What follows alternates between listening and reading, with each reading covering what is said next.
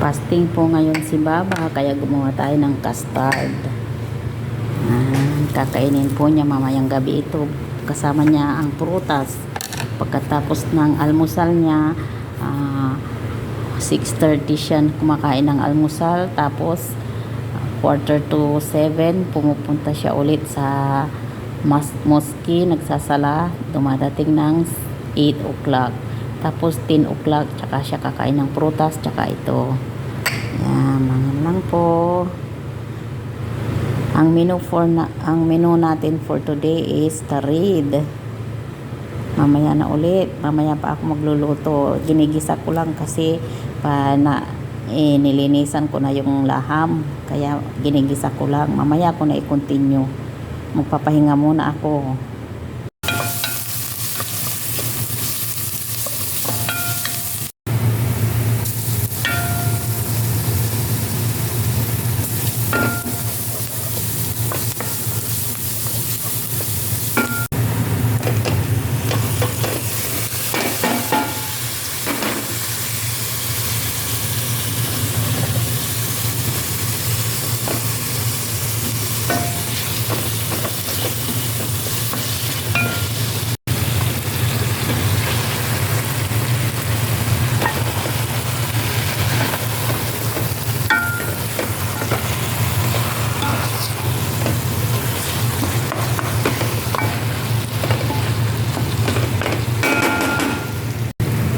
Lagyan natin ng kasbara guys, pampasarap, pampabango ng niluluto. Kasbara ang nagpapasarap at nagpapabango ng niluluto, lalo na pagka fresh yung kasbara natin at hindi po siya frozen. Ito kasi frozen na, kasi pag hindi mo naman siya nilagay sa freezer, masisira kahit nasa ref, kasi pang mga tagalan.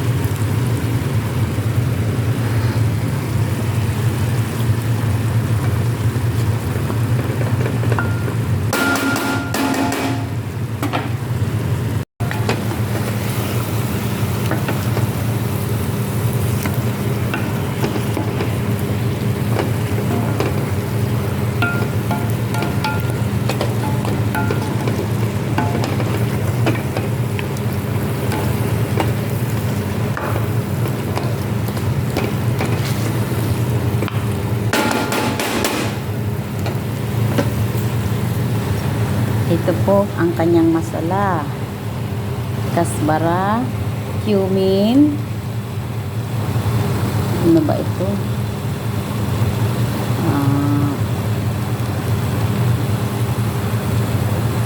Hale. Tapos curcum, paprika, masala. Ito po ang kanyang ingredients. Hindi ko pa nalagyan ng cinnamon powder. Lalagyan ko pa ng cinnamon powder para po siya masarap. Yan. Ito po hale, kasbara, cumin, curcum, cinnamon powder, paprika, masala, at saka mismar.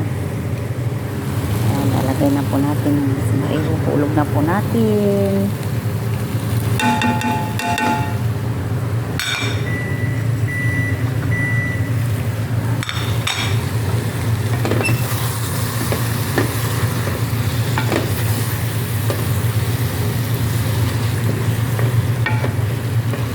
Lagyan po natin ng konti para mag-isa siya. Against the light. Tubigan na po natin yung ating karne.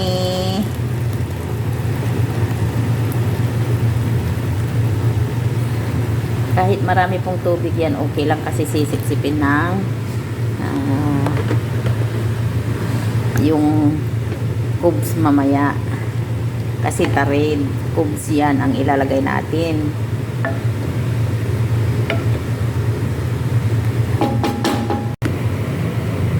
usual, pag magpapalambot tayo, lagyan natin ng butter at saka bitsin, Ajinomoto.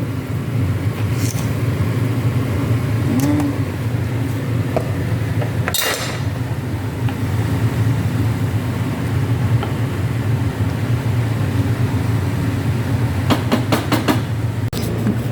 Maggugupit po tayo ng ating cubes kasi ito ang ilalagay natin sa karne.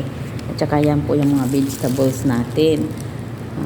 Potato, carrots, bamya, okra, at saka kalabasa, bell pepper. Yan po ang ating mga vegetables. Mamaya na ulit. Ihuhulog na po natin ang ating patatas. Yan.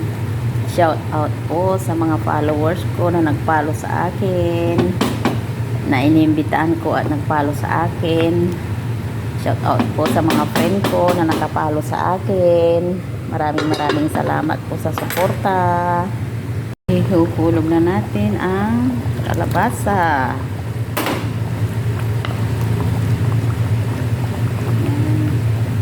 Hulog na natin yung ibang mga gulay.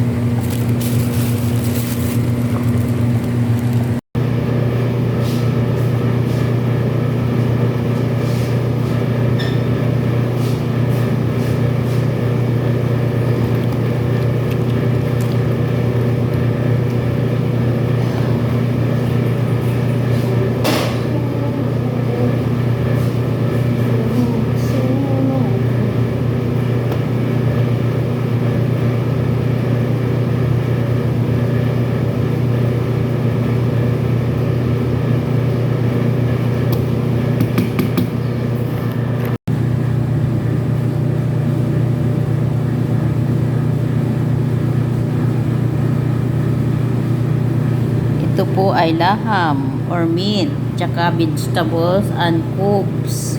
Ang tawag po nila dito ay tarid or margug.